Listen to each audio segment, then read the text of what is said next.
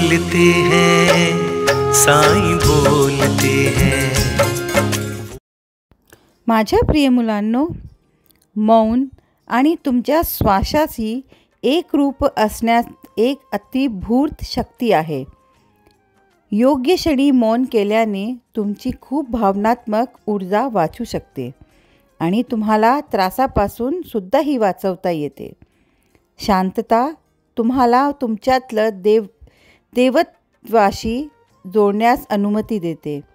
जे भूतकाळ आहे ते भूतकाळात गेलं आहे, त्यासाठी जास्ती विचार करू नका, पण त्यापासून तुम्ही शिका आणि त्याबद्दल रागावू किंवा कटूसुद्धा होऊ नका.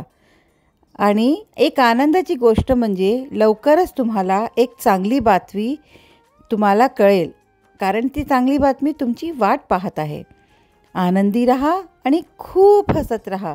माझे आशीर्वाद सदैव तुमच्या पाठीशी आहेत.